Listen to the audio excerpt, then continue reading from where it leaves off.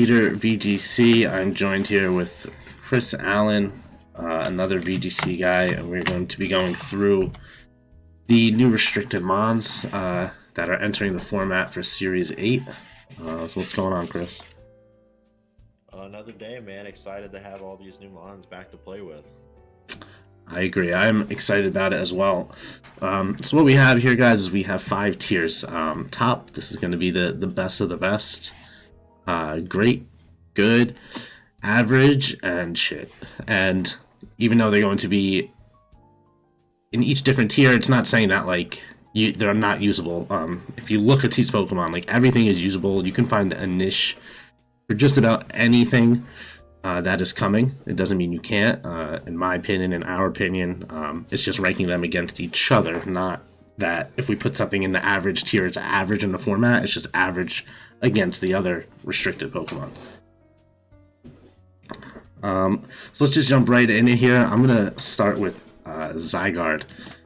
4 times weakness to ice. Good all-around bulk. I definitely think there's gonna be people that find a cool kind of niche way to make this Pokemon work on like a fun team. What are your thoughts on it, Kris? I think it's pretty decent. I mean, it has the ability to hit flying types, which is really nice for a ground Pokemon to have. So not only are you getting the ground typing, but you're avoiding one of the immunities as well with it. Decent bulk. That'll probably be a weakness policy concept that a lot of people are going to try and run, just because it is 4 times weak, so it's going to get hit by something. But also in the, Rillaboom is such a monster right now, and that's still at least going to do really good to it. So I think it's like a nice, like, on the average to good for me. I agree. One thing I think like an interesting topic with Zygarde and the Dragon Ground scheme of things, like how do you think it fares? What are the sort of benefits and like negatives of running it over a Garchomp?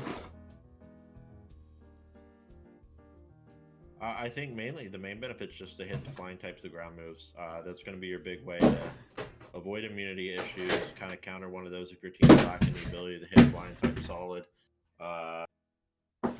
But I don't think,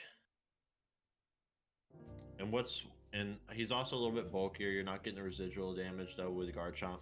I'm trying to remember the moveset. Let me just pull that up real quick on my end. Yeah, I think for me it's awkward because like, so I mean Garchomp is on the rise in usage. I personally love Garchomp. We saw I believe Joe UX9 maybe hit rank 1 with it, like running it next to Togekiss and Swords Dance. For me, the biggest thing with Zygarde is like these 4 times weak mons you kind of have to max. And I think the best part about Zygarde is 1,000 Arrows, which, unless I'm mistaken, means nothing as Max Quake. Like 1,000 Arrows turned into Dynamax Max Quake can hit a flying mon. As far as I know. I mean, I believe so. I haven't tested it, but I mean, almost every other move that second effects disappear with the max effects because you're swapping out for the special or physical defensive boost. So I assume it's still going to follow the same pattern as everything else. So as a max candidate, if we're comparing it straight up against Garchomp, it's kind of one of those things. Is it worth being your one restricted option in this meta? Yeah. Where you have to counter all this other stuff we see here on the list, and that's why I think it's like on that average to good raise. I mean, it has potential, but I just don't know if it's going to outclass the same thing on Garchomp. I agree. I actually, this is one of the Pokemon I expect to have like some people build some crazy teams with, because there are a lot of possibilities with Glare and Substitute and Coil and Dragon Dance. There's like a lot of things you can do with it. It can also be really bulky. So I think people are definitely going to make interesting things with it. I'm going to plug it in the average tier for now. Moving on next, we have the Gen 3 legend that is Rayquaza. Speaking of 4 times weaknesses.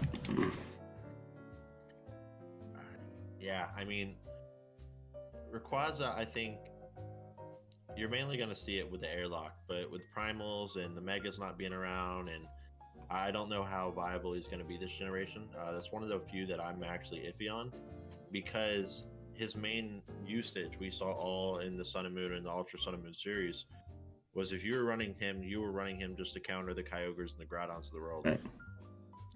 I agree.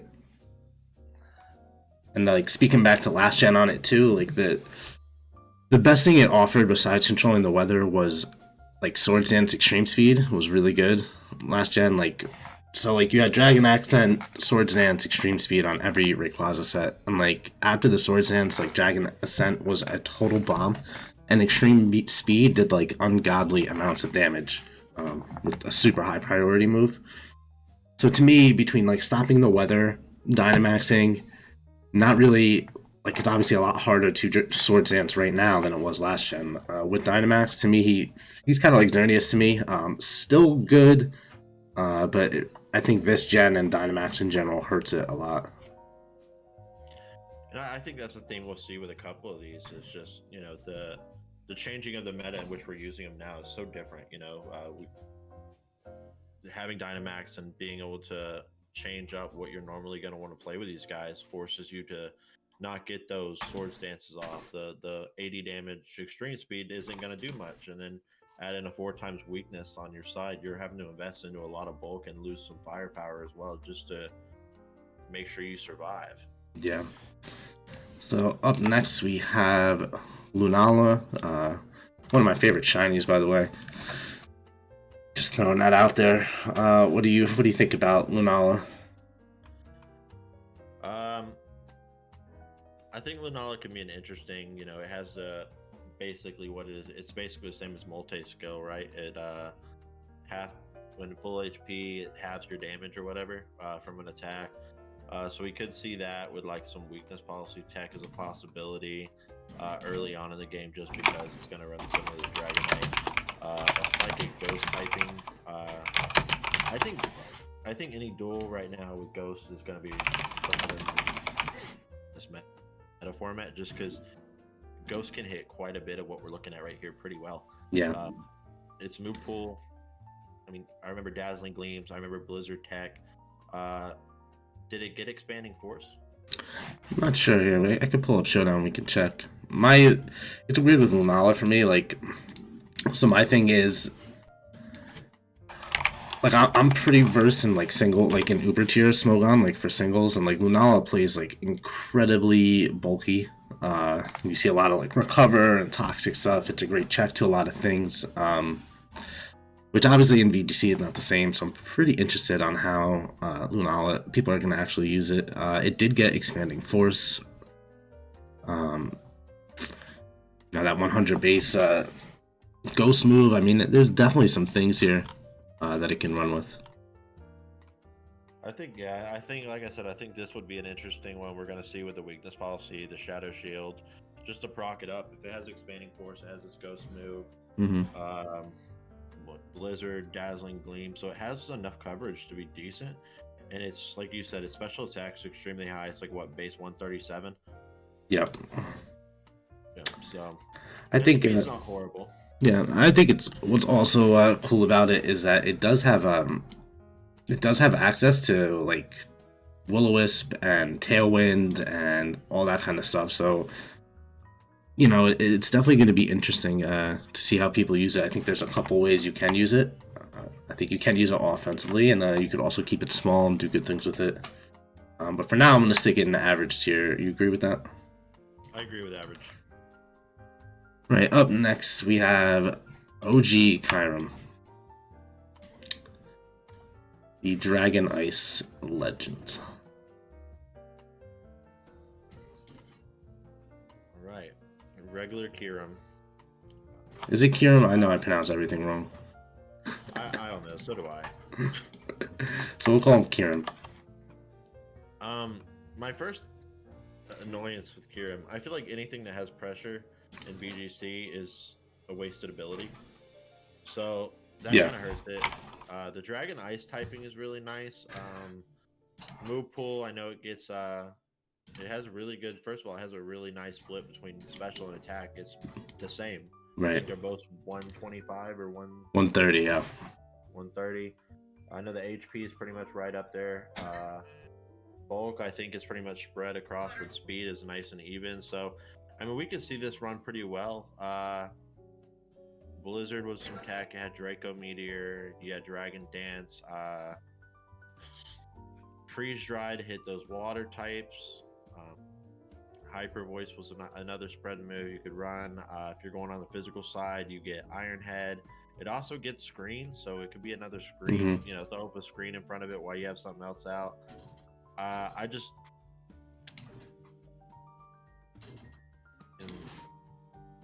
I don't know. I have it kind of like right there, a little bit above Rayquaza, but I'm not sure if it's gonna how it's gonna move up or down. Yeah.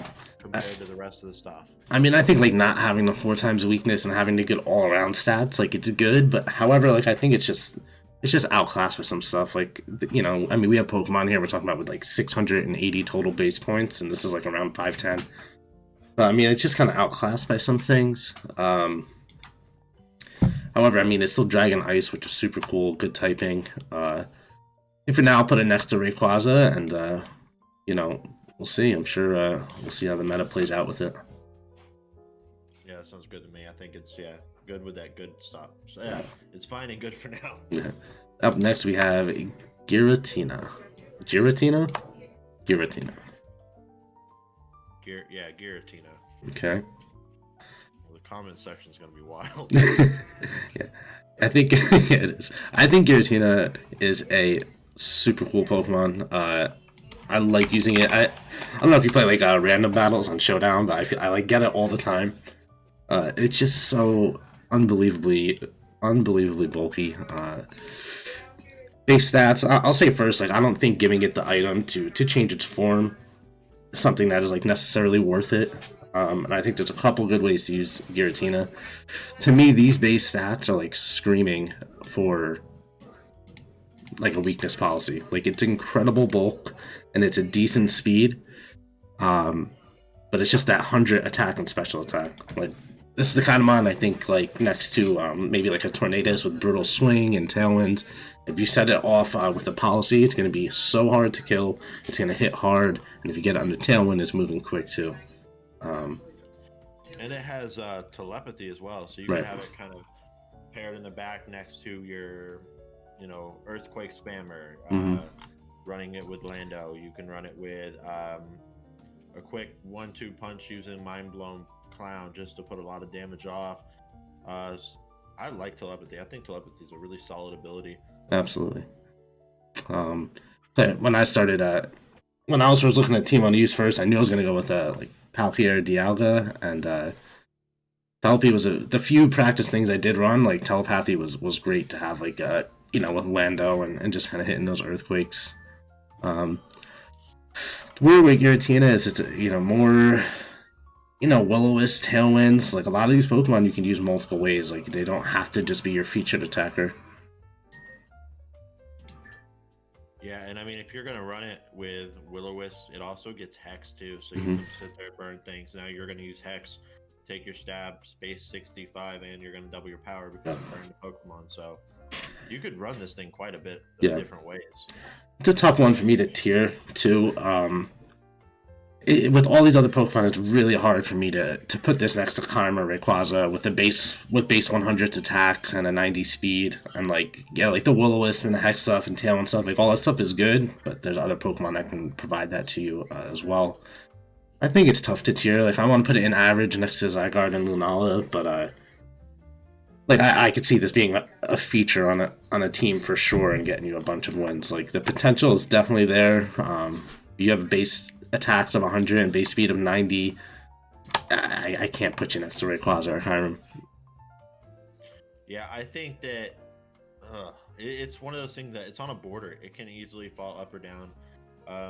My only argument with it looking is, okay, if we look at some stuff here, Yveltal is a thing, and that is going to wreck it. Spectre, Shadow Rider. So there's a lot of stuff that we still haven't even looked at yet that has the ability to just put a lot of damage into this thing and really. So it's a tricky thing because you're only allowed one this time. It's not like we have two. We can build with them. It's one Pokemon. So that one Pokemon to me, it has to be something that can carry you in so many functions. It's almost like it's adding a resource to VGC. Like at this point, you almost have to consider your restricted mon like a resource, like a stock. Like you have to get value from it. It can't just be a another slot or something, like, because there's going to be people out there that are a lot of people that are going to be building their team around their restricted mon. It's really something you have to consider.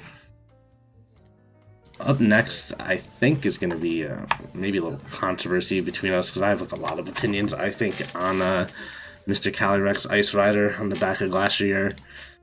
We'll start with you, and I'll chime in after. What are your thoughts? Calyrex Ice Rider. I actually did look at this thing quite a bit. Decent move pool. It has the. First of all, let's start with the stat spread here.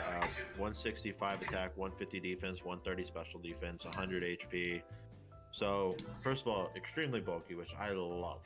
Like, I'd rather you don't need the special attack to be even with your attack, because I don't want to run you as a special attacker.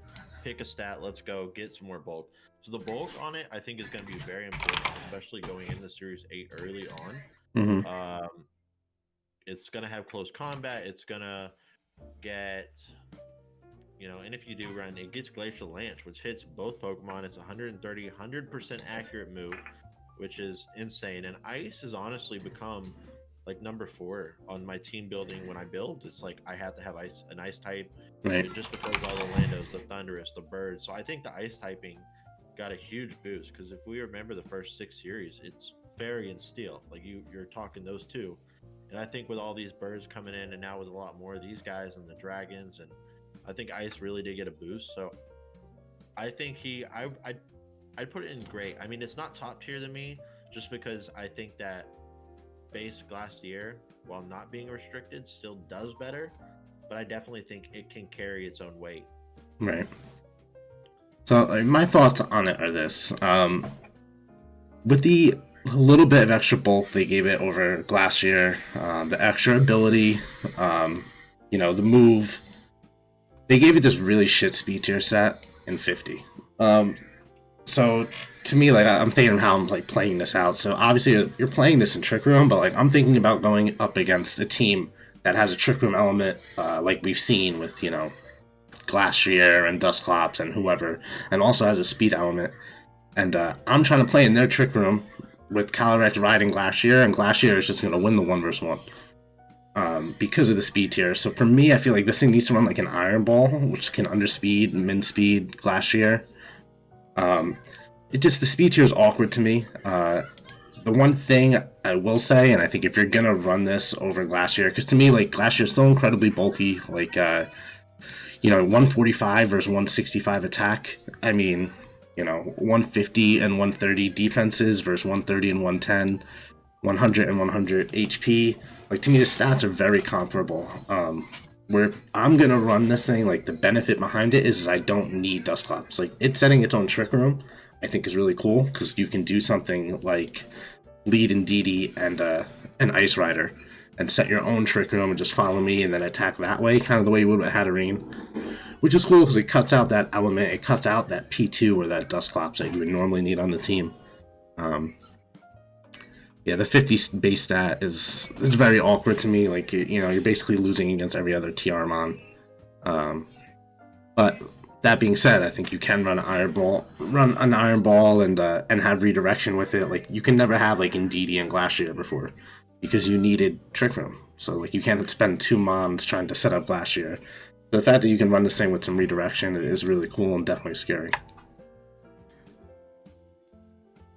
Yeah, I agree. I mean, and it's, like I said, its move pool's not horrible. You have it also gets Mega Horn and Outrage too. So what was the other? It gets close combat, superpower, throw chop. That's why I said I think it's great to me, just because there is ways. Losing the item, I think, is a fair compromise, because you're also picking up the second ability, so it kind of evens out, which I think was really good for them on this speed tier, making it like this.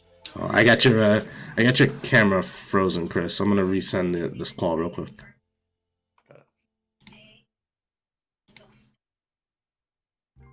Okay, got you. Go ahead. All right.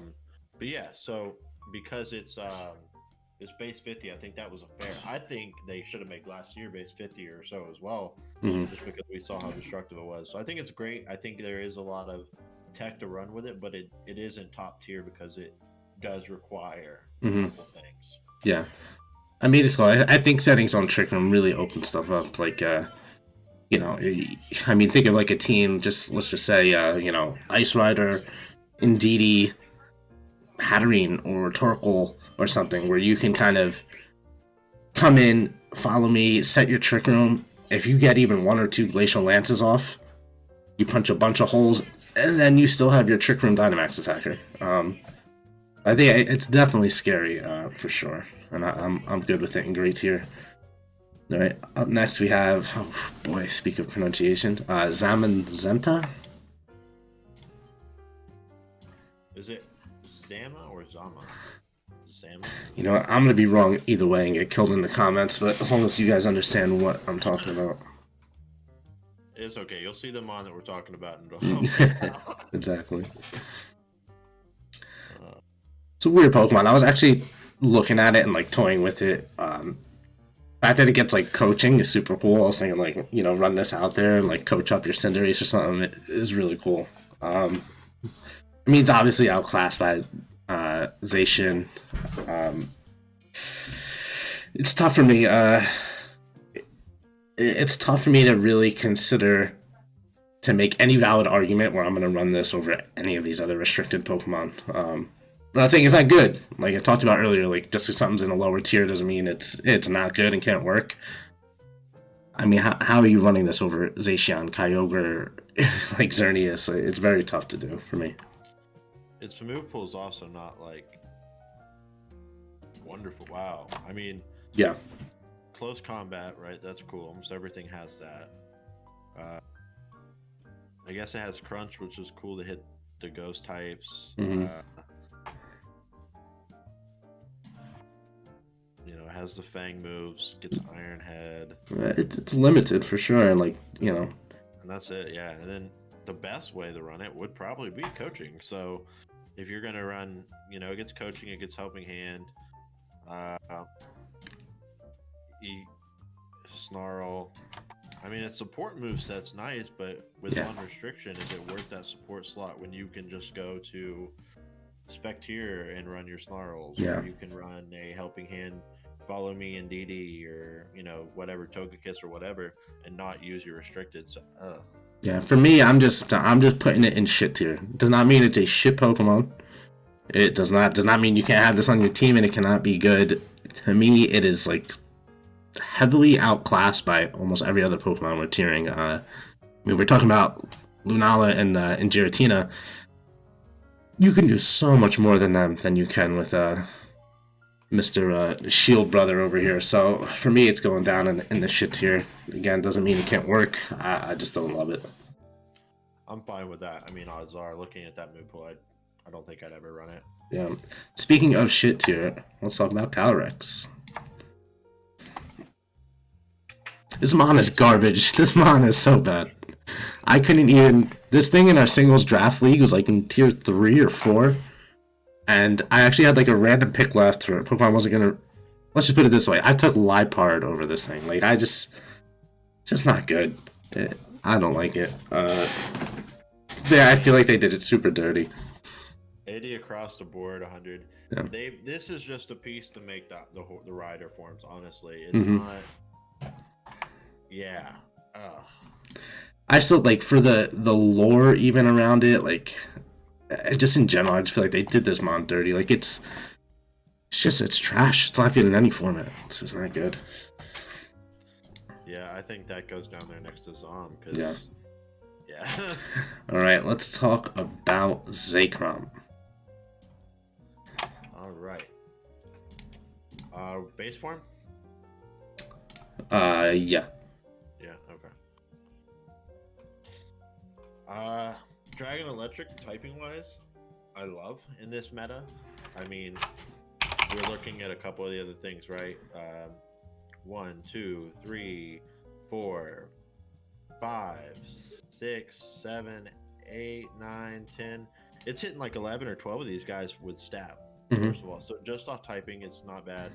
I mean, its attack is 150. HP isn't horrible at 100. With that attack, what's really nice when you have a really great solid attack stat You actually don't have to max out your attack stat, which lets you be a little bit more flexible with your bulk side. And on the bulk, 120 physical, 100 speed at 90. So this will be something that could run next to a Tailwind very effectively.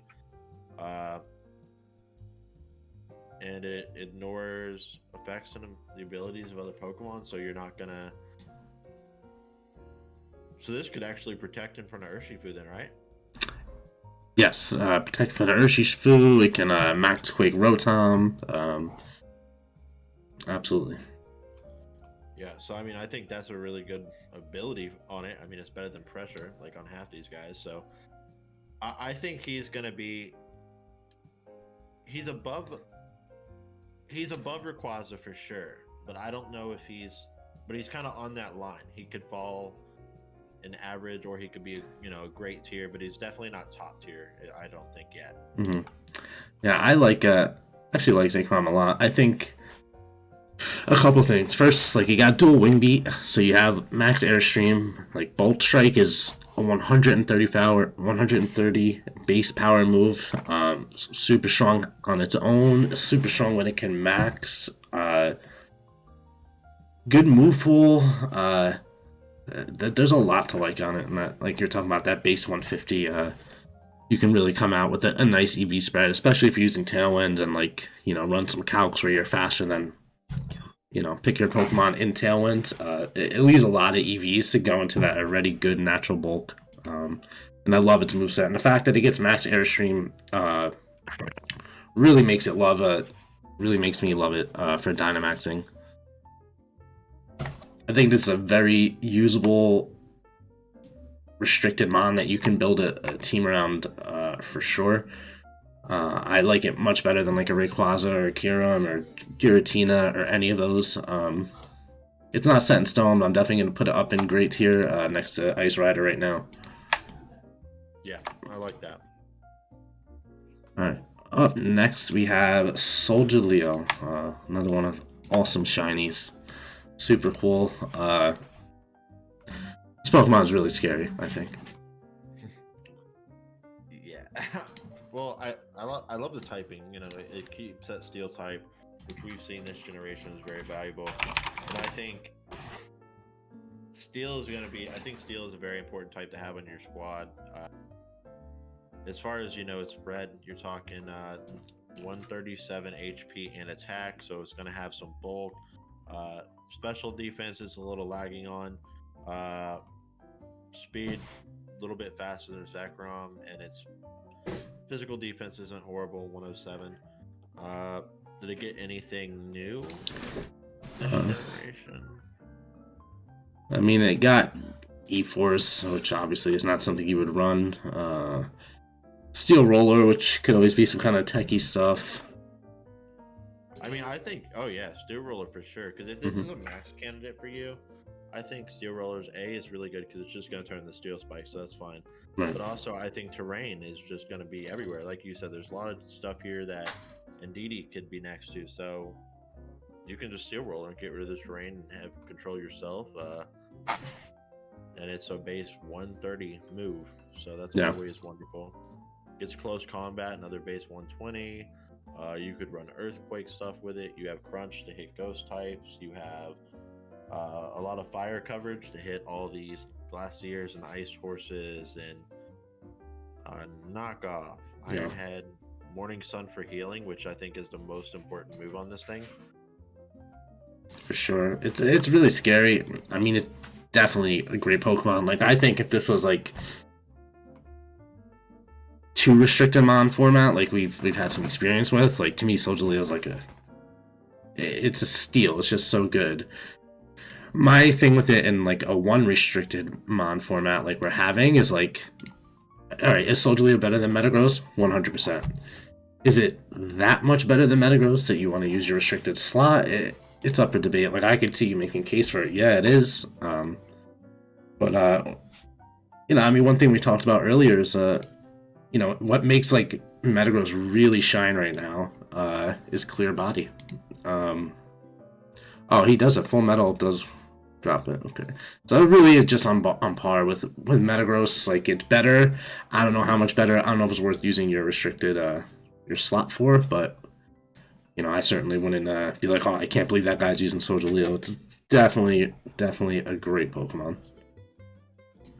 Yeah, I think this falls in that, and that's the thing with a lot of these, right? Is a lot of these I think are on the lines, and they have time to really kind of because we've never, like, I've seen a lot of these used in a VG format. You have too, but we've never seen it with Dynamax, so it's a lot different as far as how the techs are going to work, how it's going to fit in the field.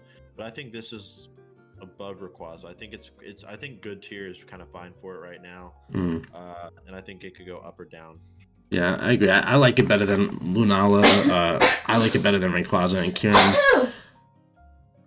Excuse me for my girlfriend in the background.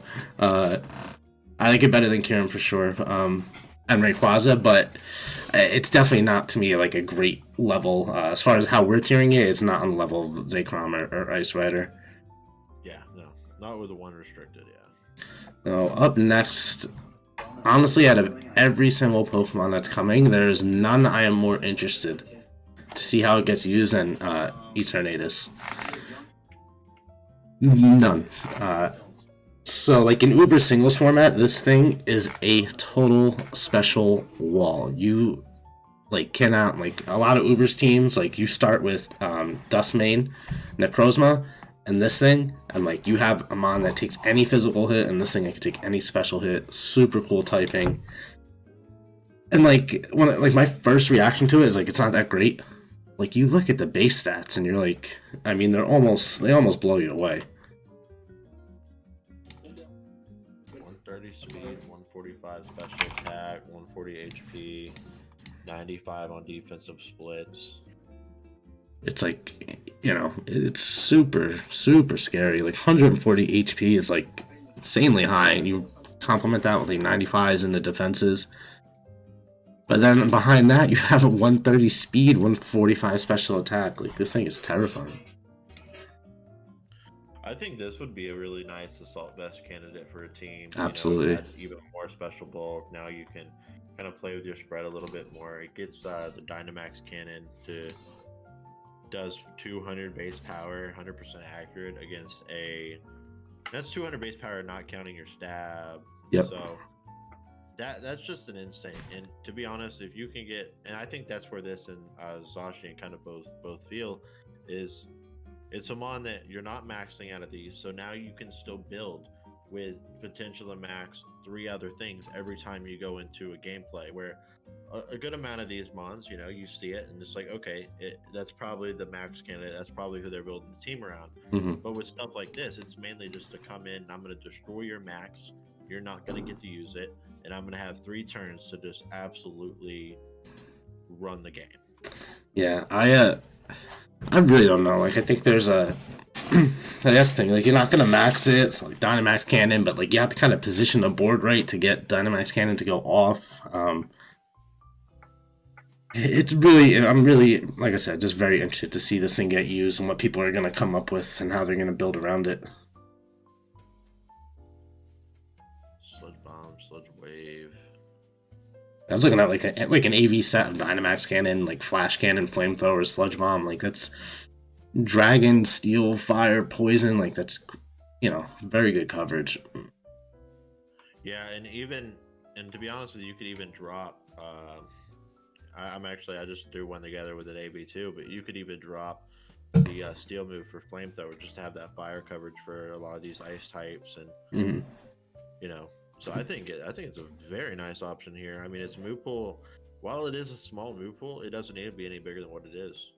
Yeah. I think it's really good. I'm also just very interested. Like, I could see this being ran like Protect, Recover, like max HP, Spit Death kind of stuff. I could see AV, max special attack, Timid, Modest. Like, there's a lot of ways that I think you can fit this on a team, and I'm very excited to see how it gets used. There's no way this is below great tier. I don't have anything in the top tier yet, but like, if I'm looking at it, is it significantly better? Does it bring me something like Ice Rider and Zekrom? I don't think it does, but it definitely has the potential to change. I think it's on the line. It also does get access to Meteor Beam too, so like you could run power herb, meteor beam set, booster special attack, Right. and just absolutely just wreck stuff. So I think it's like great tier, but it's definitely able to jump up the top tier depending on how the meta really does shake out. Yeah. I mean, it definitely could just be top tier too. Like the only reason I have it in great tier is I'm just hesitant to see how to use it. Like it's. I mean, we covered. I mean, like you just said too, like a power herb set. There's a lot of ways you could make this thing work for sure. Right, up next we have original, plain old, Jane old, shitty Necrozma. Not a fan, huh? And I can't even use this thing. I had this thing and again, I'm talking about singles, but I've used this thing in singles. Just don't love it. Like, it's cool, like, in singles, because you have, like, a lot of, like, you know, you have, like, Calm Minds, yeah, there's all different boost moves it gets, it's a tough sell for me. Like, there's plenty of unrestricted mons in VGC that I'm using before I use this. That's all I'll say. Yeah, I think especially in a one format, man, I think he's got to go to that bottom tier. Yeah.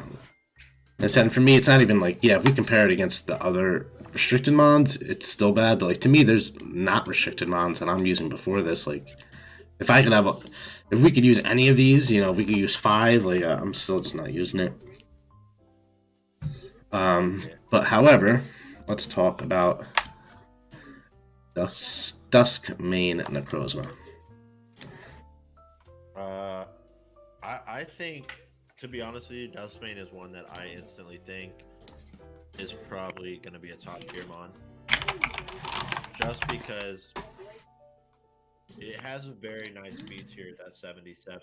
So it can function both in and out of Trick Room, right? So it covers the meta very well as far as positioning. 157 attack, 127 defense, 109 special defense. It still maintains access to Morning Sun after the max is over with. You come back in and you heal all the chip damage that people did to you. You could also run Dragon Dance Tech with some Follow Me. It does get Earthquake.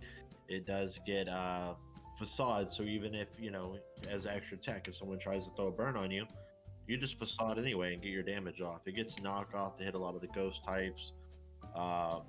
It gets Photon Geyser to hit, and that hits on the attack side if your attack's better than special attack. So it's a special move that you could still use. Mm-hmm. Yeah, I think a few thoughts on this mon. I mean, first of all, the ability is super cool. So like, Psychic Seal is great defensive typing, and like then on top of that, those few Pokemon out there that can hit you for 2 times. It gets decreased. Is it 3/4 overall? Receives 3/4 damage. Yeah, it takes 75% damage from any super effective attack. But like, we are also live streaming while we're doing this, guys. And like Casper just said in chat, Intimidate. I think even if this thing had clear body, and I look at it, kind of going back to how we talked about Soldier Leo and Steel Psychic in general. I mean, this is kind of Metagross's fault, but yes, they're both better than Metagross, but like not by that much. And at least Soldier Leo is resisting Intimidate. Like being able to intimidate this thing alone, like makes me even consider to run Metagross over it. Period. Let alone as a 1 restricted slot. Like I do think it's very good. It is going to be very hard to kill for sure. So I think, you know, it's just weird. Like the 77 can work in and out, but it's weird. Like for this mon to be your Trick Room setter to me, it just kind of feels weird. But it does get access to Trick Room. So I think it's a little awkward for Trick Room. Like it's a little awkward to max when it can be getting intimidated, and you have Soldier Leo and Metagross who can't.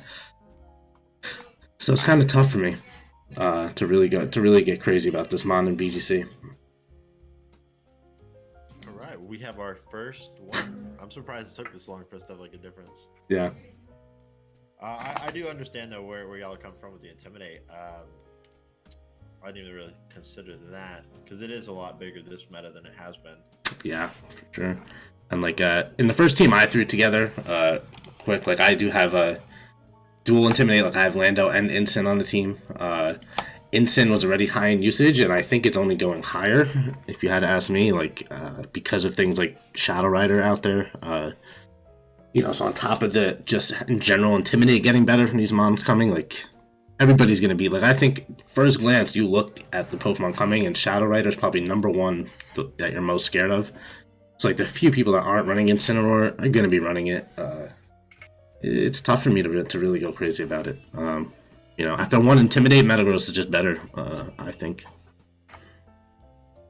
Yeah, I see, yeah. So put it. I'm fine with it going next to Rayquaza for now. Okay, yeah, I'm good with that. Like, it does have its like kind of niche. Like the fact that it does have Trick Room again, how kind of I was talking about with Ice Rider is very cool. So I'm not saying you can't use it, but and again, this is mainly Metagross' fault for being too goddamn good. But a Psychic Steel, I'm going to compare you to a different Psychic Steel type. That's just how it's going to go. So if you can get it intimidated and the other one can't, it's a tough sell for me. All right, and we'll round out the Necrozma forms here with Dawnwings. Pokemon I have like little to zero experience with. So I don't have much of an opinion here. It's gonna fall kind of by. This one's gonna probably fall by Rayquaza. It might even fall to average, to be honest with you, because Yeah. like its stat line, it has an insane special attack. 109 defense, 127 special defense, 97 HP. So the bulk isn't horrible. It's not great. Psychic ghost typing. But the problem I think with the ghost typing right now is your ghost side has to be you have to be really strong because of the other ghost types on this list. Like even just Spectre, who's non-restricted. I think that's the biggest issue with that is Spectre is going to be on almost every team now still, and because it works so well as a support set, it gets access to Snarl to cripple special attackers. It can wisp all these physical guys, and it can also just almost one-shot this Necrozma. It does have the same ability with the 75% damage from attacks, and its move pool on the special side. You do get Dark Pulse, you do get Dragon Pulse, you get Expanding Force now. You get the Heat Waves, the Flash Cannons. But I just don't love the Psychic Ghost typing in this meta. Yeah, I agree. Psychic Ghost typing is not good typing. I think like where this thing can have its place would be as like a glass cannon. Like, we talk about I forgot who you just talk. Oh, you talked about it with Zekrom. Like you talk about it with Kartana and other mons that have that 150 plus attack where you don't need a lot of investment. I feel like this is like a Pokemon where you could go like 252 timid with this thing and have it be a glass cannon, even with its 4 times weakness, but then that speed comes in. So to me, this is a tough this is a tough use. I wouldn't be one to use this thing. To me, like it's kind of on that level where I think it can work. Like Giratina or Lunala can work. But I'm running Solgaleo and Dustmane and Rayquaza before I am this thing. Yeah, I agree. I think it's the typing just hurts it too much for me to put this on my team. Yeah. Oh boy. Up next, let's get Cosmog out of the way and just throw him right into shit tier and not even talk about him. Because do you ever think they're gonna give him more moves? Like they literally have like 4 moves and none of them attack. Like you think that's in the plan, like a plan for the future with this thing or no? I mean, I think they're gonna bust up Cosmog here soon. They're gonna give it because it only has Teleport and Splash right now. They'll Ally Switch because everything gets Ally Switch. It's like literally not usable though. Like it's crazy. Yeah, just throw both of them in the tier. Call it a day. I'll go for 2 for 1s here. Up next, a Pokemon I know we both have lots to talk about and we both like, and that's Ho-Oh. I'd put Ho-Oh in top. Mm-hmm. I mean, Fire Flying is a very nice dual type to me. This meta, it covers, like I said, Ice and Steel and Fairy, the 3 biggest ones that you're seeing as far as overall types on every single team. And then Rillaboom too with the grass typing. And guess what? He hits Steel, he hits the Ice, he hits the grass. So he's covering 3 of the things that I'm seeing on every single squad, which means A, he can check the meta very well. The bulk is insane. The move pool's really nice. Life Dew for healing. Mm-hmm. Or not Life Dew, I'm sorry. Roost to heal himself up, Recover to heal himself up. You have Sacred Fire with a burn chance to cripple physical attackers while still putting damage out. You can run Helping Hand on it. It offers a lot, and it also does have regenerators. So if you do end up pivoting out, you can pivot out to bring it back in late game and just have that bolt to just survive. Yeah, I love Ho-Oh. Also, the Tailwind setter, like you talked about, like super bulky. But I think what makes Ho-Oh shine is just looking at the screen and all the restricted mons right now. It could really handle and hit super effective if it want to, but it could really handle hits from a lot of these Pokemon. Everything you talked about, I think it's great. Super good. I love it. I think if you also are very overwhelmed and like don't really know how to go about building for Series 8, Ho-Oh's so safe. Like, you throw a bulk spread and like Tailwind, Sacred Fire, whatever else you want. It's just like a really safe pick where you can kind of like, you had a lot of success in Series 7. You can kind of keep that Series 7 core and plug Ho-Oh in on your team. And, I think it makes your team legit. It's a very safe play. To me, though, the 4 times rock weakness like just exists. And because of that, I have it. I think it's in great tier and not top. Okay. But, listen, like I said, I think this is one of the safest picks that you can build your team around, like, no doubt. But it does have, a couple limitations, for sure. We're going to talk about, 130 attack like it's bad. It's not, but in the grand scheme of restricted mons, it's not great. The 90 base speed isn't great. The 4 times isn't great. But it is still a phenomenal Pokemon set. I was thinking of was like Wakanberry, Helping Hand, Sacred Fire, Tailwind. Insert your last move. Does it get taunt? I'm just curious. It doesn't. But yeah, I love Ho-Oh. I like if I'm building teams. I use the restricted mon I wanted to build with and use first. But I think Ho-Oh will probably be next on the list because I do think it's that good. I think there's a little something that holds it back from a couple of the top tier mons that we're going to talk about shortly. Oh, it does get life dew, actually. It does, yeah. I was going to say when you're talking. Alright, up next we have finally a reason to not see Torkoal everywhere, although we still will, but it is a reason not to. It's definitely a hell of a lot better than Ninetales, and that's Groudon. Where do you stand on Groudon? Well, you brought up what we're comparing, the first things I have to look at when I'm comparing in a one restricted meta, which is Torkoal and Ninetales, right? Ninetales, so much better, right? Torkoal, I don't think so. Rillaboom is still super prevalent in the meta, and I did a test battle. I saw a lot of Groudon, so I just ran a Choice Band Rillaboom set, and I pretty much one-shot a lot of the Groudons. I think there was only one Groudon that actually lived in my Choice Band Grassy Glide. Right. And it's just, in this meta format, I think Torkoal serves you better because the other common thing with a lot of Sun teams, you're going to run your Sun Sweeper, you're going to run Torkoal. You might have a Trick Room kind of mixed into your set. You see a lot of Sun Room teams. So losing Torkoal, who in Trick Room is slow enough to erupt in front of Glacier and just get off mad damage and cover those ice type Pokemon, for Groudon, who's just going to get max Quake and gone.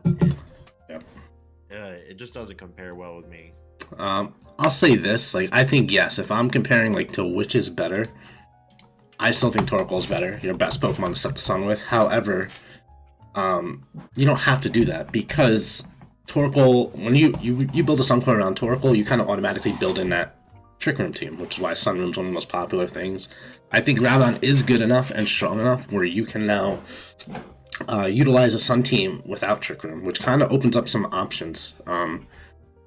Because Torkoal and Venusaur and Torkoal, Venusaur, Charizard, none of those Pokemon set Trick Room. So you're adding that other element, that fourth Mon, to build that kind of Sun Room team for Torkoal. So it's kind of automatic. It's not like you can go Torkoal, Venusaur, and just run away. Usually you build in that Trick Room team, so I think Groudon does open things up, where now you can have Groudon, Venusaur, and then 4 other Mons kind of independently that just balance out the team.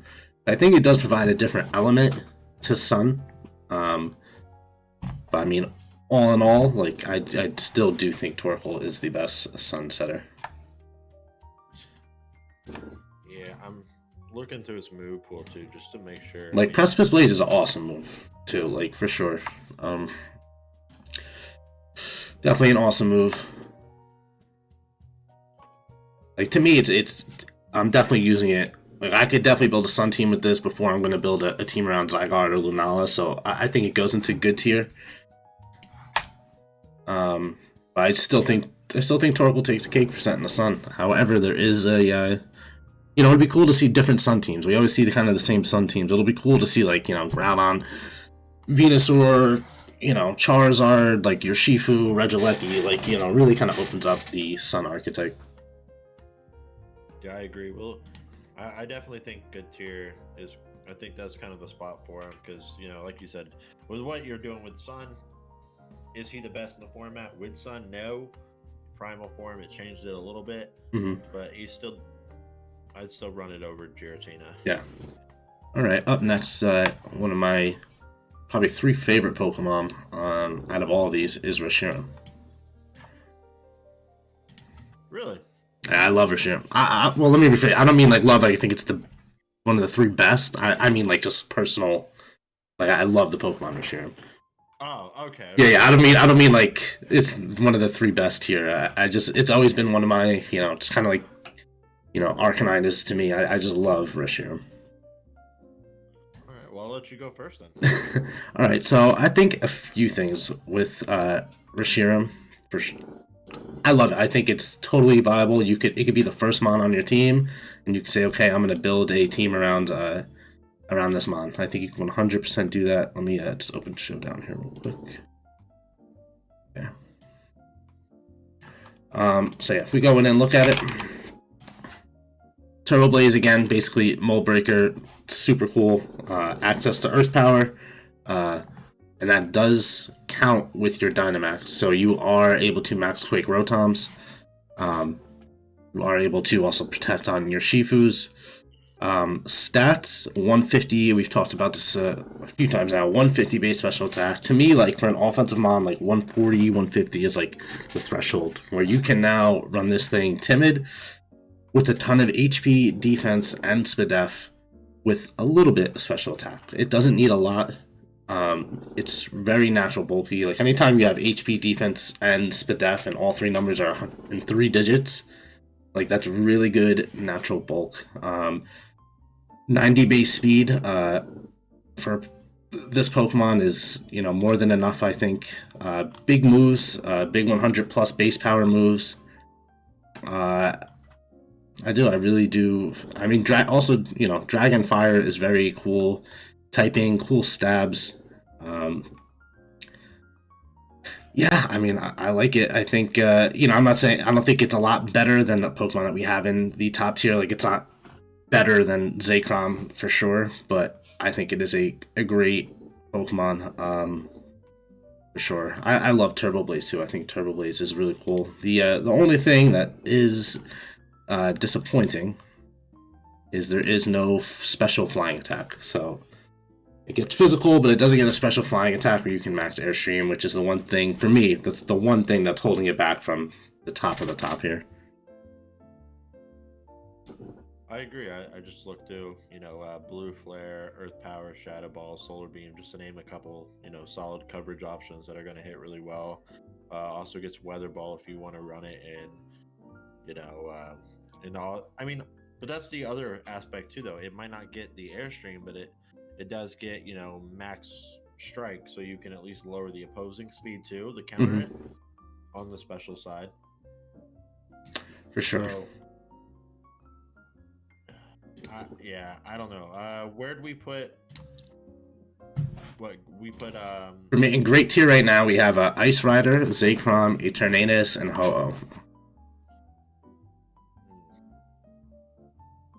Below that, in good tier, we have Rayquaza, Kyurem, Solgaleo, Dustmane, and Groudon.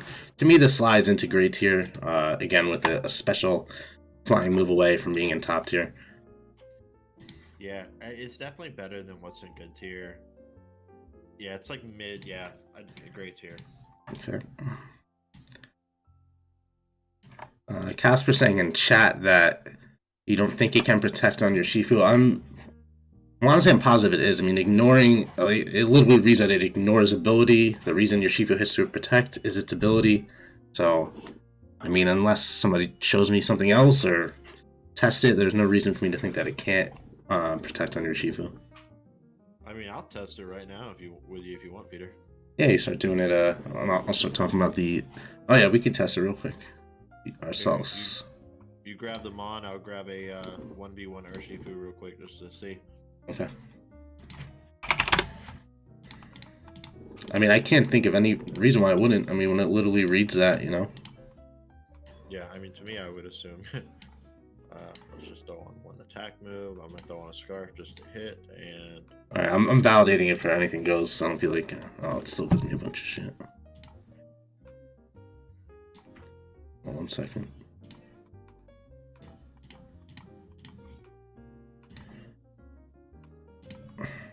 Okay, I have it validated and anything goes. Anything goes, validate, perfect.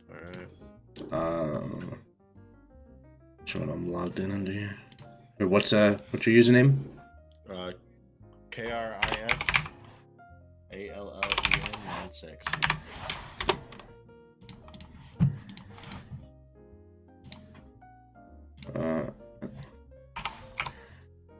It's not letting me. I'm like clicking challenge and it won't let me challenge you. Am I not? Oh, I'm not. I'm not connected. Hold on. Really? Yes. Behind on the chat. 2 quad weaknesses. Castrated the other guy. Okay, here comes the challenge. Don't kill Teal. What's up, Don't Kill Teal? Yeah, I am in the VGC Draft League for the group with Peter. And I've been playing, like, you know, competitive VGC for a while. So. Urshifu. Wicked Blow. This update, I don't like this update. Protect. Wow. Okay. Dang, that's unfortunate. What? I don't get why though. Me neither. I'm wondering if it's updated correctly. Because obviously these new mons I couldn't have had interact with your Shifu yet. I can't think of why it wouldn't. I would assume, I don't know, we'll have to test it on cart, I guess, and just see if it works on cart. Oh. Yeah. Very interesting. I still don't know if I believe it. I just don't know why it ignores the effects of the abilities. Very weird. Maybe the only thing I think of is maybe just like because of the interactions, like they haven't had a chance to yet. Like your Shifu's never been in interaction with Turbo Blaze, so maybe just Showdown doesn't have that filed in yet. I think that's probably what it is. That's why I said we'd have to probably test it on cart to get an accurate knowledge of it right now, but yeah. Alright, let's move on here to the Ghost Rider himself, Mr. Calyrex Ghost Rider.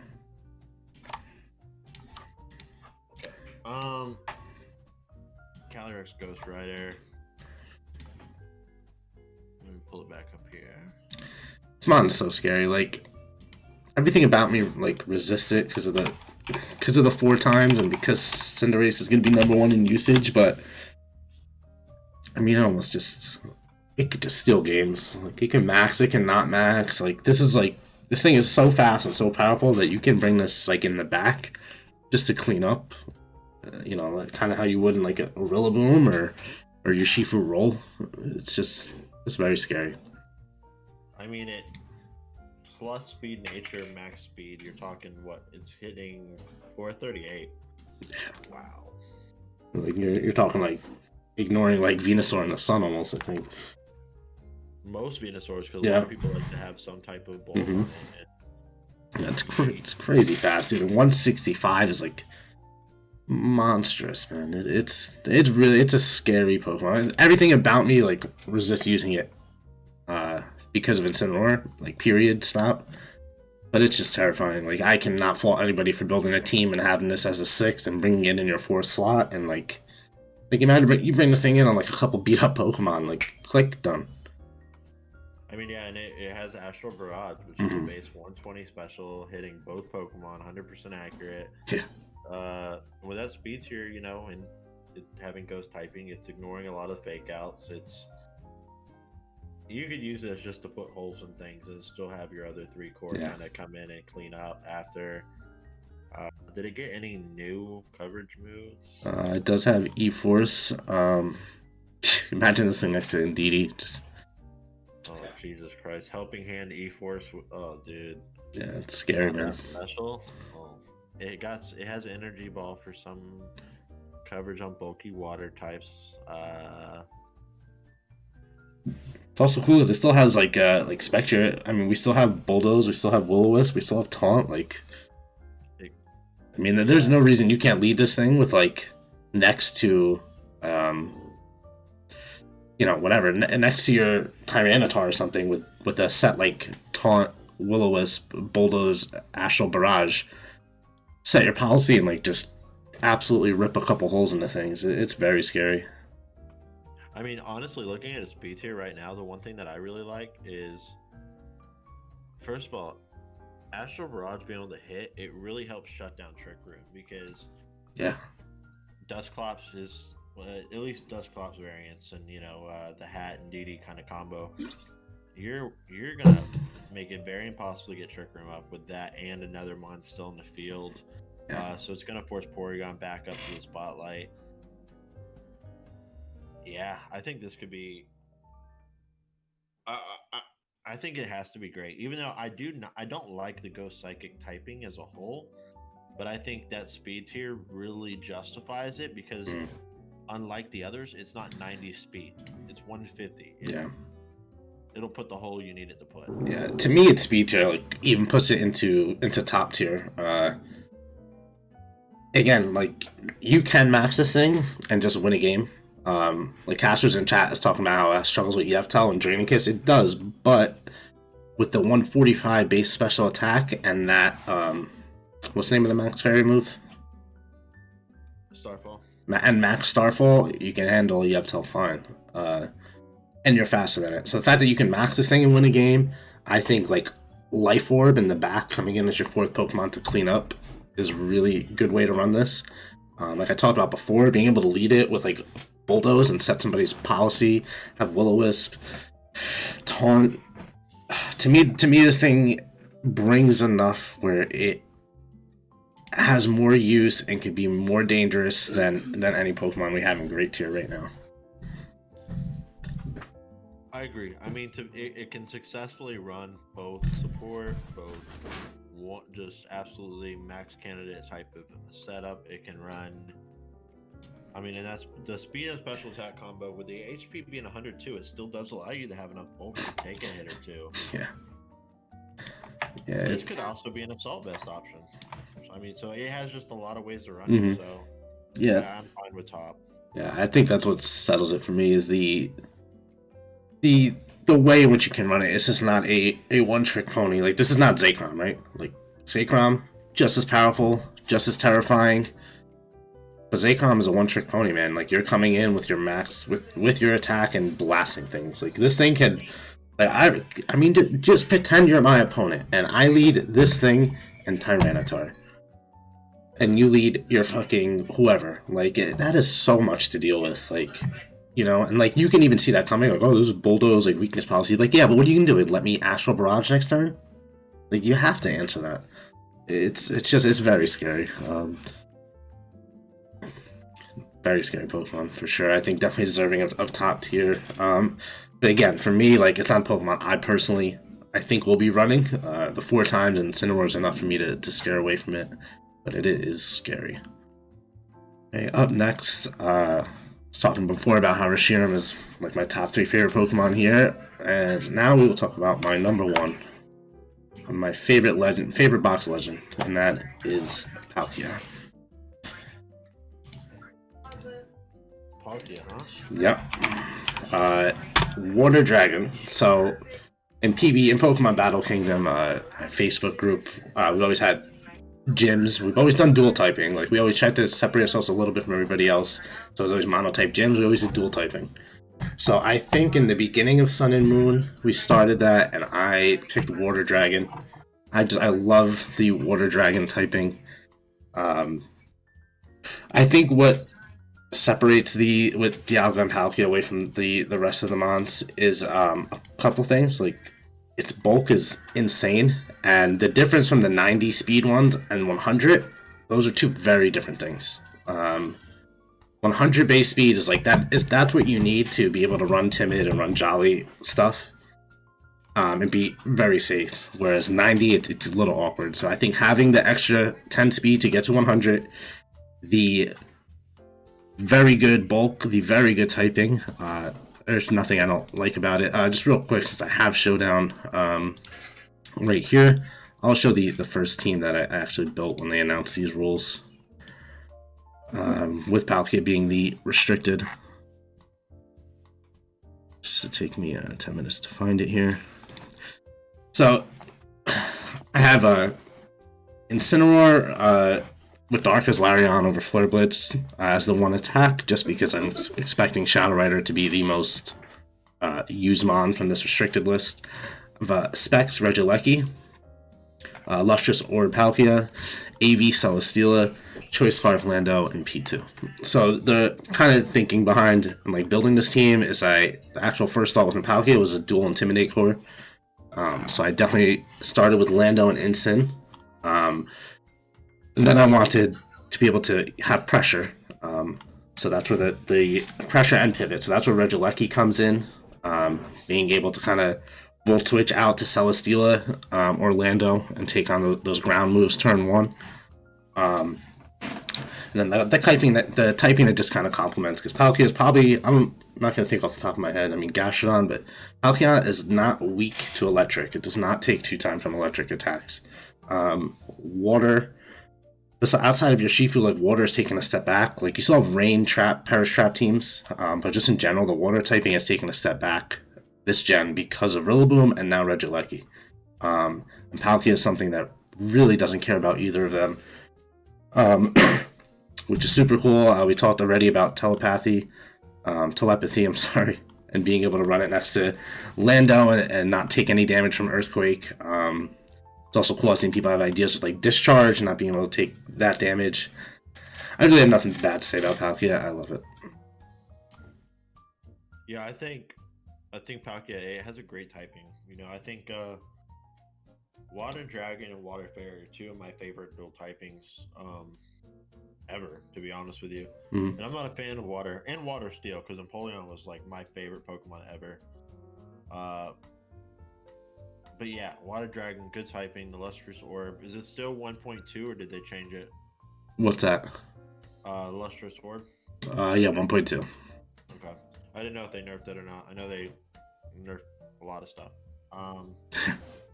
Yeah, so like you said, you know, it has the 100 speed, so if you run timid, you're breaking 300 without even going full speed. I mean, you could probably invest like 170, 180-ish around there, and you're in that 300 speed tier.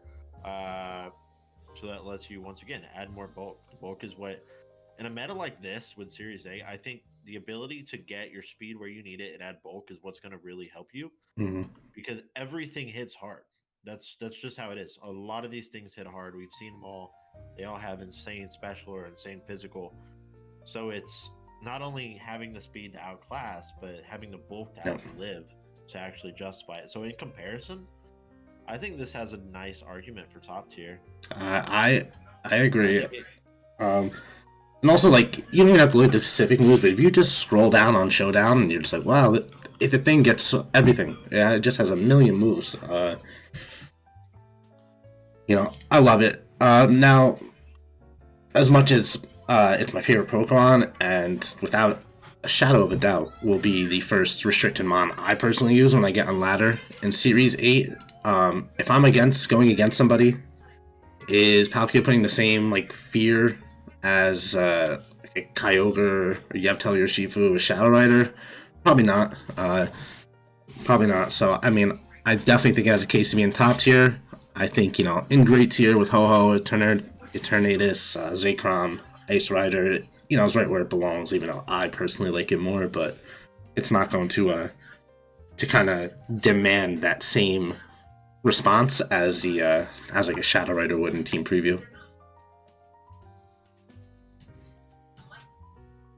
But and I also I think though, while it won't deem the same response, I think that's a benefit to it because we all know, like, if you see Shadow Rider in Team Preview, you're prepping for Shadow Rider, yeah. But if you see Palkia, you're not really concerned about it. You're looking at the rest of the team. You're looking at what's built around it, what could be possible course. So I think, yeah, I think great tier might be okay. I do think the argument for top is there though, just because I think it'll be slept on quite a bit because it wasn't heavy use, you know, in years. Yeah. So it could be one of those things that just, you know, especially in this format, this meta, that typing, that just comes in and gets to have a surprise on people. I think like it's also like, I mean, at least speaking to like the team you see on screen that I built with it, like I don't have to Dynamax this. Like I can very easily with this team lead like Incineroar, Regieleki, Volt Switch to Celesteela, Max Celesteela, and then like have Palkia come in to take that ground move that was coming at Incineroar. Like it is bulky enough where you can use the thing as a check and pivot and kind of bounce around and position the board and get good damage in with like moves like why do I have two dragon moves on? But with moves like Spatial Man, Earth Power. So I really do just love it. It's definitely up there. I think it's borderline between those two. And I like that team. I'm gonna have you send that to me later. You know, I don't know why I have two dragon moves on. Anyway, so let's go to the next. Up next, let's go right to Kyogre. I mean, I'd probably say Kyogre is the most, could be the most damaging mon out of any of these restricted mons. It's like sad to say, but like setting the rain and water spout with like redirection or scarf is like freaking terrifying. Like you never have to max this thing to put out insane damage output. You could have a Swift Swim user that you can max, or you could have something even like a Metagross or Celesteela that you max that just is getting benefit from the rain, from fire moves.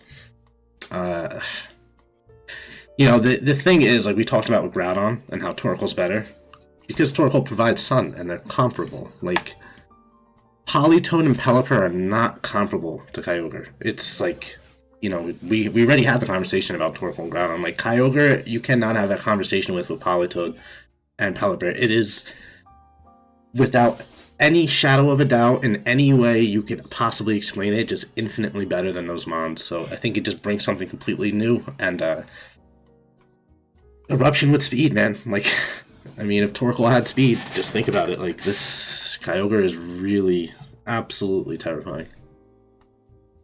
Yeah, I think, I mean, and not even just that, but it also does have Origin Pulse as well. Yeah, of course. Hits both bows. So, yeah, you can sit there and Water Spout for a while, and then when you need to, just switch to Origin Pulse and still get great damage output off. It has the Ice Beam to counter the grass checks. It gets, you know... I'm curious. I really am curious to see how this Pokemon does, because in this meta format, it's definitely different. Because, like you mentioned, a lot of times I remember Choice Scarf, Water Spout go off. You know, just instant burr moment, put as much damage out as you can, and then let everything else on your team, let the three other mons, have an easier time to win, and that is an option.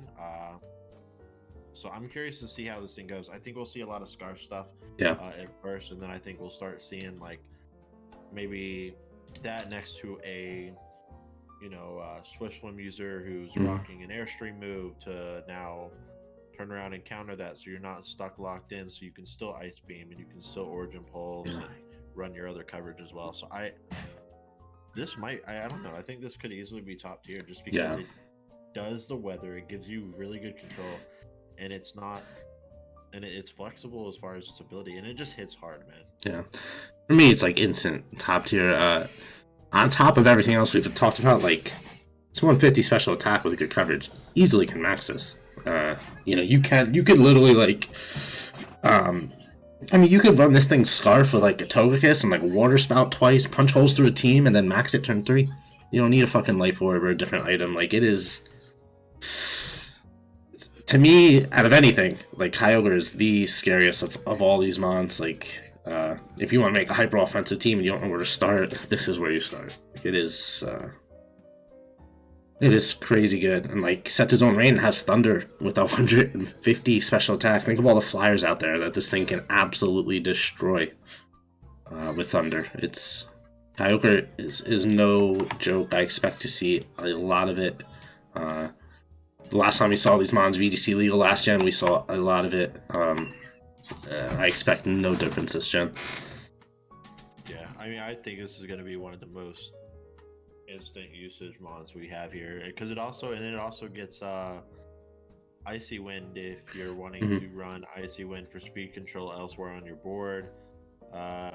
It does get Iron Head, which is at least a little bit of chip damage in the fairy types.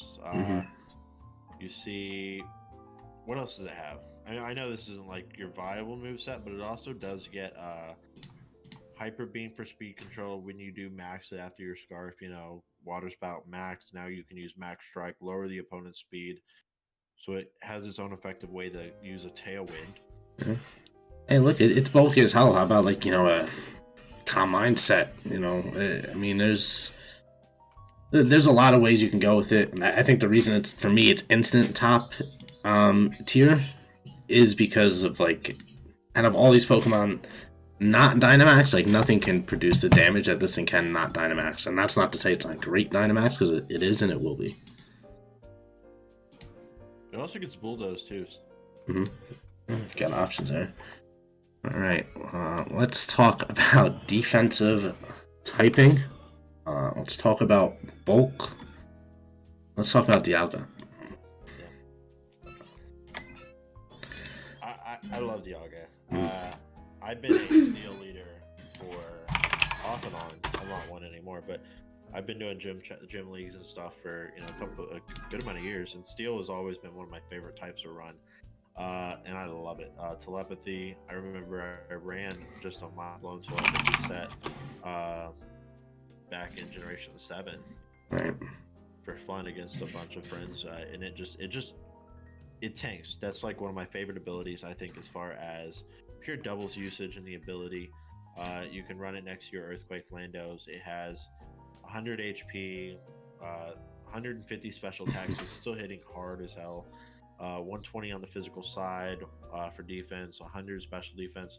It does have that 90 base speed as well, but its bulk makes up for it and covers it. As far as coverage moves, it does get Blizzard, it does get Aura Spear for some fighting coverage, which in this format is a lot better because there's a lot of things weak to fighting that are out there. It gets Earth Power, it gets Fire, Flamethrower, it gets Flash Cannon as well, which is amazing. And Steel is one of the top types. It gets Ice Beam, Hyper Voice.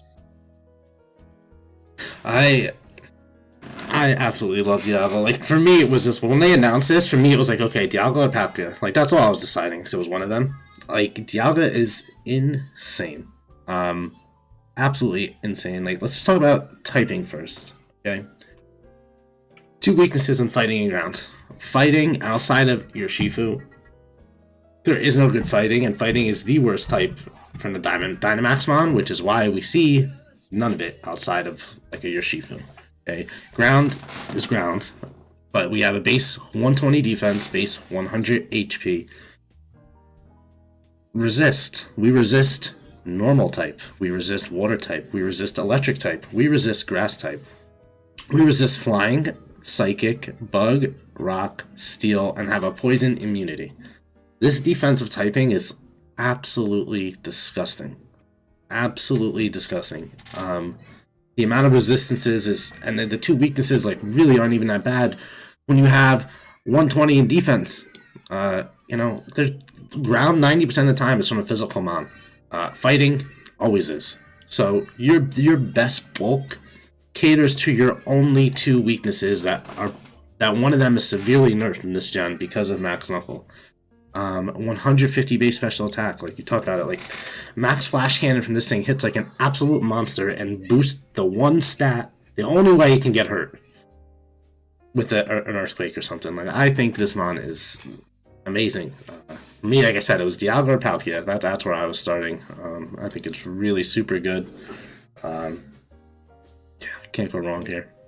I think this works really well in a Rillaboom core, just because one, you're also, again, like Rillaboom, Incineroar, Dialga, like those three right there is a solid core to just plug into a team, because the bulk, you're going to weaken earthquakes. Rillaboom will also be able to just grassy glide and remove ground threats. Then you have Incineroar helping cripple physical threats. You can also plug in Lando in there, and now you're safe from earthquakes, and you're still putting on ground threats as well if you decide not to use your Rillaboom. Right. So I think it just has a lot of flexibility.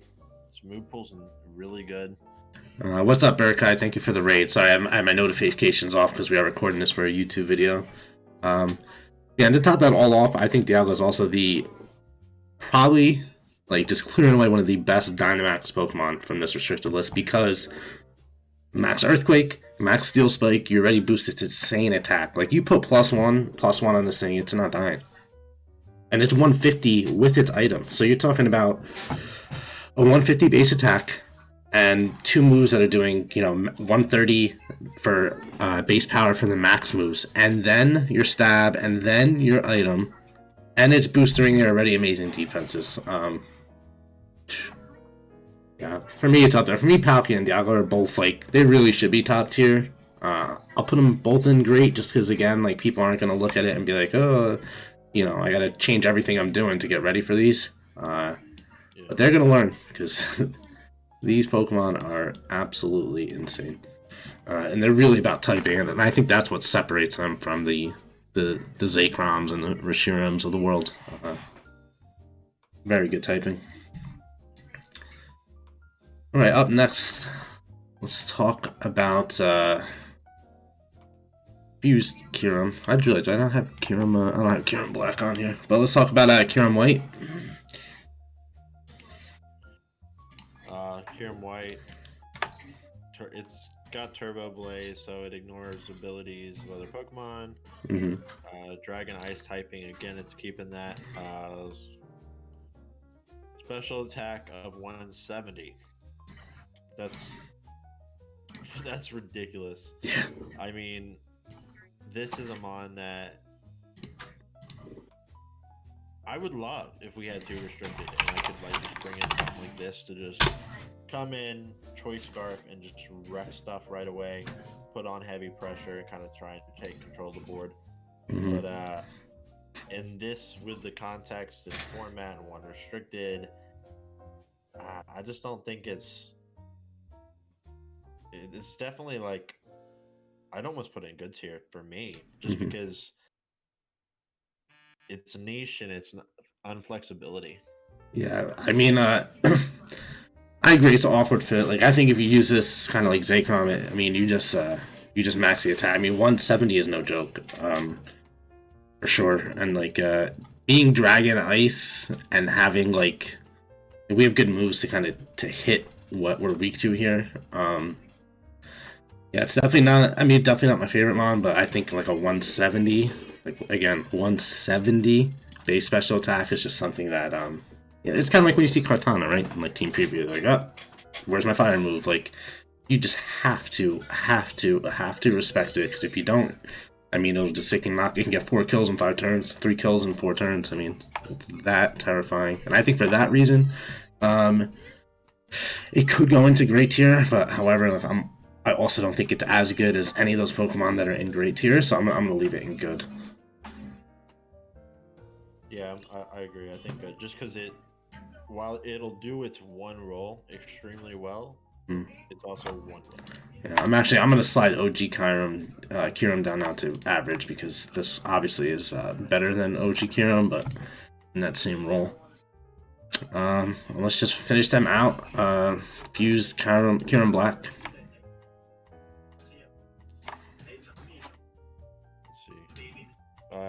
Basically reversing on the Kyurem White here.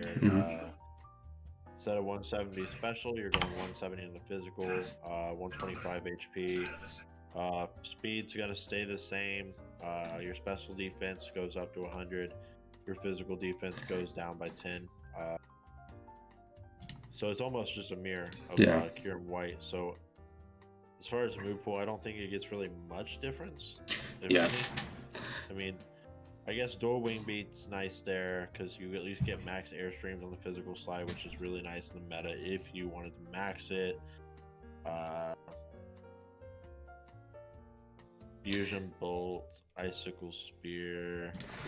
Yeah, I mean, I think it's, like I said, it's about the same conversation we just had with Kieran White. I will say though, like, Intimidate is much easier, much more common than Snarl, so I do think Kieran White is significantly better than Kieran Black. I mean, this is a Pokemon that was in, probably should still be in OU, but I mean, that's a conversation for another day. But it's definitely manageable. I do not think it is on the level of a Kieran White, a Rayquaza, a Solgaleo, or a Groudon, in my opinion. So I'm actually good with this being like an average tier. I'm good with it. Oh man, probably the one of. Well, we've already had a couple controversy and disagreements here, but let's talk about Xerneas. Man, Xerneas. See, my trouble with Xerneas is, in my experience, with the past couple years of UGC, I remember Xerneas just being a nightmare. Like, you built your team with the knowledge of knowing Xerneas is on 90% of teams, mixed in with Kyogre Groudon sets, and it is just going to get a Geomancy. And if it gets it off, you lose. Like, that was just what it was. It was one of those things where you could not let it set up. And I think the pressure it applies, man. For example, turn 1, it's gonna have to draw in a fake out, but now with something like Indeedee and Follow Me and Terrain, your fake out doesn't matter as much. That's great. You can Follow Me, take pressure to set it up. The speed on it is not horrible. I just don't know. I mean, it's what, 99 base speed, right? Yeah. And make no mistake, everybody, that it's 99 and not 100 for a goddamn reason. Yeah, that one does make a huge difference. It does, especially when you're trying to Geomancy. It's just, so I don't know. For me, like, I could really argue it being in top, but also with the Dynamax format, I don't know if it still holds. The Fairy typing is still super good though, but we also do have a lot more Steel types. There's a lot more checks to it. So that's why I'm like, it's kind of in between those. Like, from past, if it was, you asked me a year ago, I would say it's top tier because it is a threat. But now, I could almost argue it just being great. Right, so here's where I stand on Xerneas. Now, yeah, if this was a year ago, I would tell you this is the best Pokemon on the screen.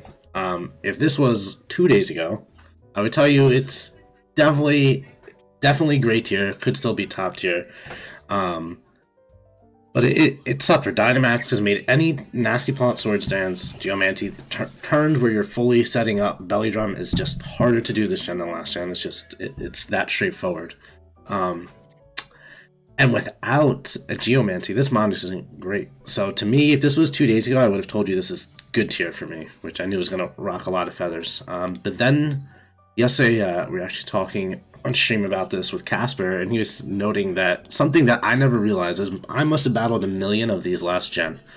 And something I never realized is that Xerneas has the same attack and special attack stat. So, the reason I think it was a lot worse this gen is because Geomancy is harder to pull off A, and B, by the time you do, you already took a Snarl or there's Light Screen up. So, having this option to run a physical set with the Life Orb, with Fairy Aura, and like play rough, like, I really think it opens up for the way Xerneas can be used, where it does not need to rely on Geomancy, which means it does not need to rely on the Herb. And it really opens up for how it can be used. But I was fully ready to put this in good tier. Until I kind of noticed that, yeah, you can run this thing physical. And, like, nobody's ever going to know about it either. Like, you run this physical on max, like, people are setting Light Screen and snarling you. They're not using Will-O-Wisp. So it's, It also gets Horn Leech, which is yep. nice. You know, That's you have actually. 5 power, but it's Mhm. recovery as well. You get 50%. You throw that next to Rillaboom with grassy terrain, you could have a field day. Yeah, I mean that's actually I actually had that on the set I was making up, but literally it might have even been yesterday how I was saying that this mon is really not even that great. Because Geomancy's almost out of the question. Even if it's not, Geomancy's not as good because by the time it goes off, you're like I said, there's screens and snarls. But I do think that that is still it is still an option. It is still viable to lead like Xerneas, Indeedee, Geomancy, Max for sure. But to me, that was extremely limited, like very limited. But I do think now, like being able to run it a different way and kind of utilize Dynamax offensively yourself definitely opens up possibilities. So I definitely think it belongs in great tier. I agree. All right, Lugia. Um, Lugia. let me pull it up. Go ahead. I'm pulling it up. So really, kind of Lugia's kind of a Pokemon. Kind of Pokemon I'm torn on. Like, I don't love it offensively. Like, there's obviously it has base 90s, which I forgot what Pokemon we were talking about earlier, but like that's enough for me to just looking at the rest of the restricted mods to be like, oh, this it's terrible. It's really just not worth it to run. It's just not worth it to have a restricted slot on this. But I do think that the bulk and Tailwind sets, I do give it a place. Um, I do think you can uh, run this thing as a Tailwind set, as a Bulldoze user, kind of like we were talking about earlier with Ghost Rider. Set up something's weakness policy, set up your team with speed control.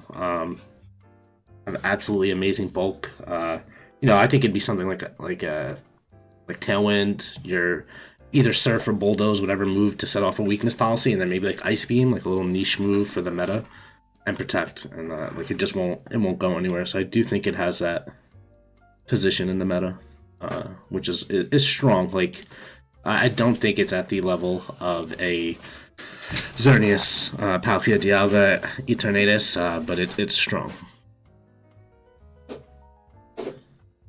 I agree. I mean, it gets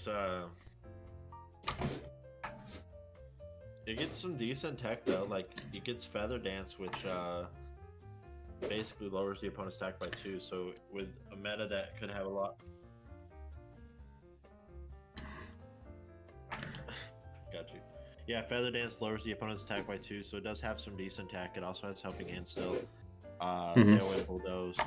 So I think it's in good tier, but it could potentially see a jump. Yeah, and like my thing is again, like I think the only way you make this mon work is as utility, and there's other mons that can do that, but it is better. Like I'm not like the bulk on this thing is crazy, and like you said, Helping Hand. Like I mean, like just say you're using Surf to proc a policy. I mean, even Colossal. I mean, say you're running this next Colossal with Surf, Helping Hand, Tailwinds, and whatever stab move, Arrow Blast or something. Like it's definitely strong in that utility position. But I think any of these restricted Pokemons that you're using for utility just kind of has to be good tier or below.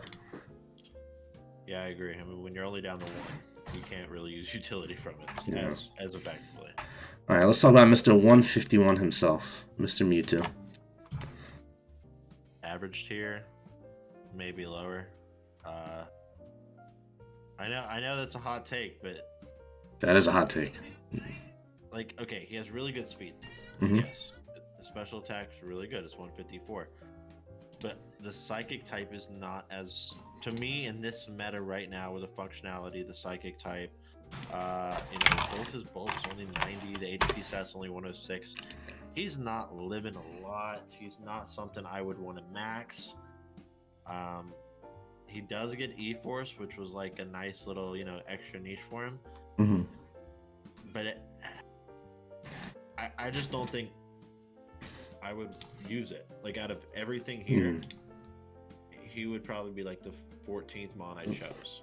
I'm gonna agree, and I think like clearly you talked about the bulk being low. Like if you're using this, it's offensive, and if you're talking about offensive restricted mons, and Mewtwo comes first to your mind, like you're doing something wrong. However, the reason I think it's probably tiered a little bit higher than you're saying is the move pool. I think you could have, again, kind of going back to your Series 7 team that you really loved. Mewtwo is a mon that you could plug in and like, oh, I wish I had Grass, Rock, Electric flying coverage. Like, done. Oh, I wish I had Fire, Ice, Psychic, Ghost coverage. Done. Like, its move pool is so good.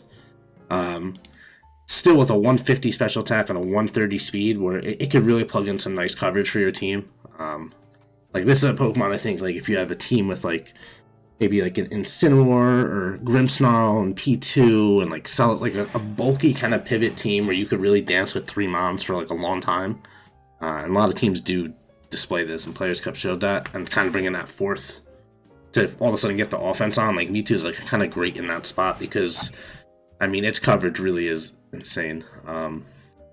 But all in all, yeah, if you look at all these other restricted mons and you're talking about a pure offensive Pokemon, it's not on the like, it's not nowhere near on the level of like a Kyurem White or a Eternatus, Zekrom. It's just not there. I mean, for me, it goes into average tier, but I think there's a way where you can utilize Mewtwo where it's definitely the best mon we have in average tier. Alright, you agreed with me on the tier. I'm surprised. I think it's the only reason is like, how am I going to run this over Dustmane, over Solgaleo, over Kyurem White, over Rayquaza, like Xerneas? It's not those Pokemon, but on the right team, specifically my kind of teams, the kind of teams I play with, I think you could really make Mewtwo shine. And it's really a cure-all, man. Like, you can build whatever core you want, and like, I don't have this coverage. Like, Mewtwo's got it. I don't even know what it is, but Mewtwo has it. All right, Yevtel. So first of all, Dark Aura, I love. Yeah. I mean, it's a very nice extra boost move. And if you're looking at this, the first thing to do is compare it to Moltres, right? Galarian Moltres. Why would I want to run this when I could run that? Thank you for the follow, Yowie. And what's up, guys, on Facebook? I see you, but I'm on Twitch, and we are recording a video. But, yeah, so I'd have to compare it to Galarian Moltres. And I think I would almost argue Galarian Moltres over this thing. I mean, Oblivion Wing's nice. You get the recover damage.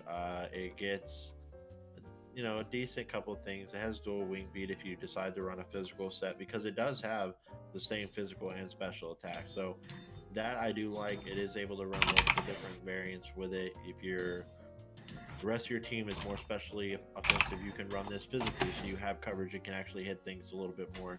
It does get Lash Out. It does get Knockoff. It gets Shadow Ball, Steel Wing for Steel type. It does get access to Taunt, Tailwind.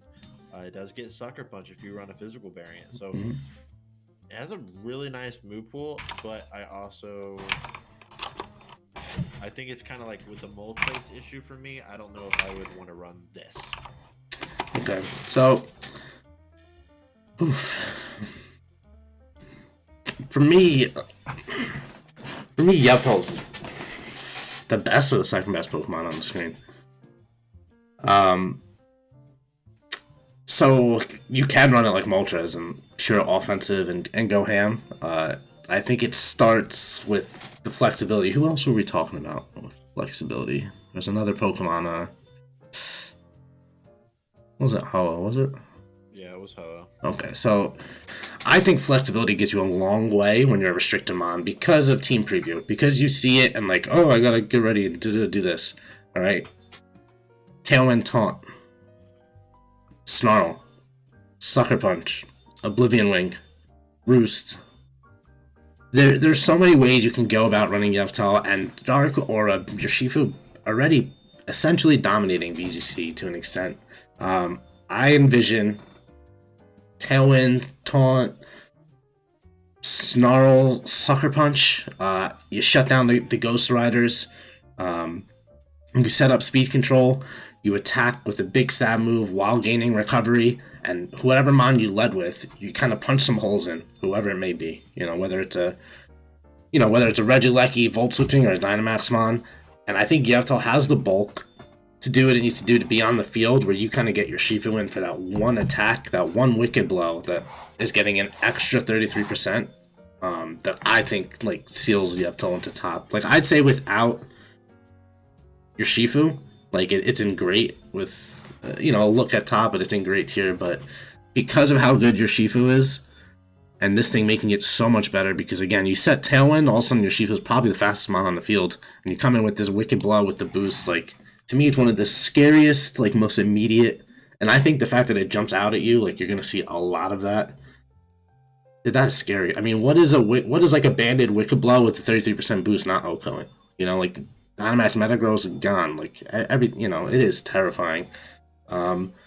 It's a little awkward for me to say like, oh, it's great tier, but because of your Shifu, it's top. But I think it's that dangerous and that good, and Yeptel has that much flexibility where it's up there. This thing could, shut down a Dusclops lead with Trick Room, set your speed control. It can do a lot of things. All right, I can, yeah, okay, I'm fine with top. I mean, wait, you would say great, or were you trying to talk lower? No, definitely not lower than great. Okay. If it's like that's what I mean. Like for me, it definitely has a niche. Like we talked in the chat like 2 days ago when we saw the rules. Yeah, Wicked Blow next to it. It's still having some of the issues, but I think it's one of those mons where for me it could be great or top. I'm like leaning about 60-40 towards great. Okay. Yeah, I mean, I think that's fair. Like, I don't think that's not fair. The fact that you can do 252 Modest Life Orb, come out with a Screen Setter or whoever, and just max Airstream. The fact that you can have like a Tailwind Taunt and shut down Trick Room, shut down Prankster users. The fact that you can boost Dark types. There's a lot going on with Yeptel for me, where I have to have it in top tier, I think. And last but not least, good old Mr. I'm Too Good for Uber tierization. This thing actually got voted out of Ubers. What the hell? I mean, like actually did that? Like what? Crazy. That was insane. I remember reading that. But 170 attack, 148 speed. I mean, its ability for raising attack one stage. You throw in a rusted sword to get it to your crown form. It can hit though. That's the thing. Like it hits so hard, so nasty. You have the Steel, Dynamax, Destroyer, and Behemoth Blade.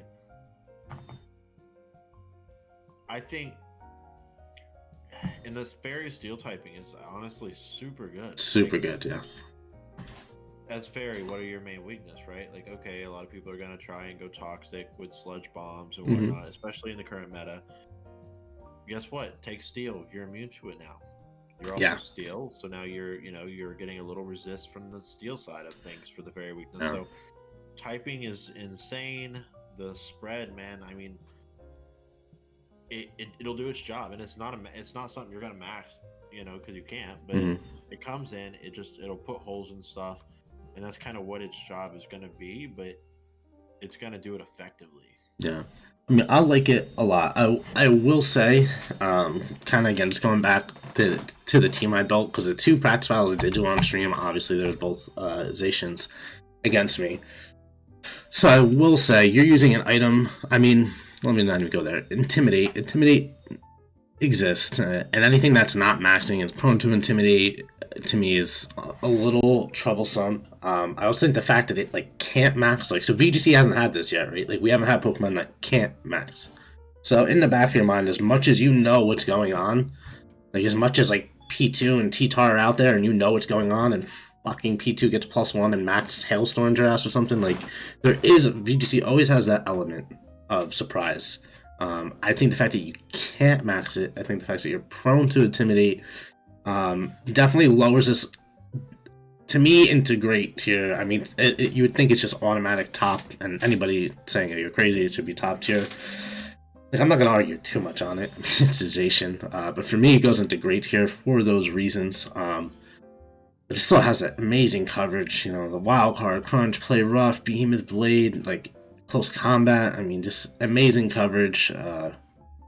Great ability, great item. Like, you know, there's a lot that goes into it, for sure. I agree with Great. I mean, that's the thing too, though. This is VGC. It's not single, so you know the intimidating. It's a little bit more important because if you're bringing 4 mons, you don't have as free flexibility for pivoting, Mhm. especially something like this. And also because it can't max, guess what?